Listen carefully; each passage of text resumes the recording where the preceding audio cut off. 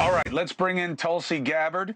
You know her, former member of Congress, ran for president as a Democrat, has a new book, For Love of Country, discussing why she left what she calls the Democrat Party and why she believes you, too, should reconsider party allegiance. Tulsi, sorry about the comms issue. We sit on my couch in the middle of an apartment in Manhattan, no problems. Here with all the fancy stuff, nothing but trouble.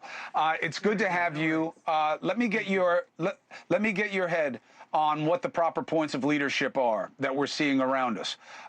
The situation that is in Rafah, the United States withheld a ammunition shipment only temporarily. What do you believe about the United States posture towards that conflict? I'm not getting clear signals from the United States and the Biden-Harris administration's posture. What's happening in Gaza right now, what's happening with Hamas, needs to be connected with what's happening here at home on our campuses to really have a better understanding of what the seriousness of this threat actually is. You and I think most people would like to see the hostages return to their loved ones in Israel, would like to see both the Palestinian and Israeli people to be able to live in peace.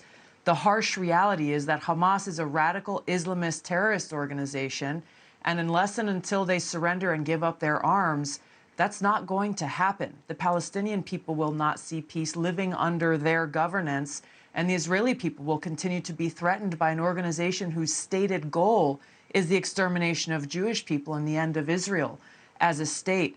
So you look at the connection between that radical Islamist ideology, which I want to point out, Islam, the religion of Islam, is different from radical Islamism. Islamism is very directly a political Islam whose goal is world domination under Islamic law. That is the goal of groups like Hamas and Al-Qaeda and ISIS and others. So we have to be very clear about that.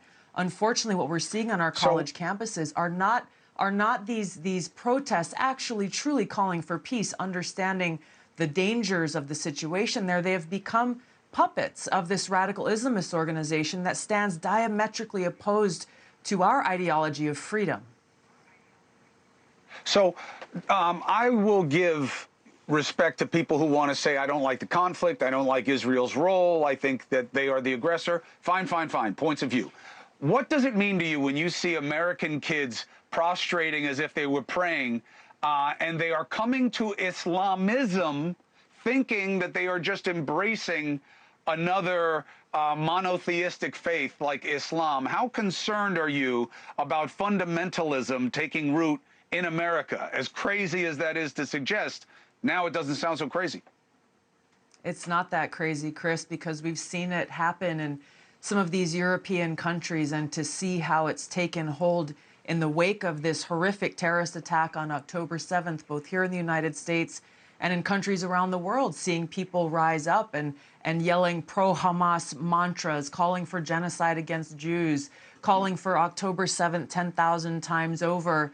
You know, whether or not they fully understand what radical Islamist ideology is, I'm concerned about it, because our own leadership in the United States, leaders in the West, are not standing up and combating that ideological warfare these Islamist groups are waging with the superior ideology of, for us, what does it mean to live free, to be able to speak freely, but maintain the peace? This is what needs to happen. And unfortunately, President Biden, he seems to be afraid of being called an Islamophobe, which is why he's shirking away from a very clear statement of standing against anti-Semitism, for free speech, and against this radical Islamist ideology.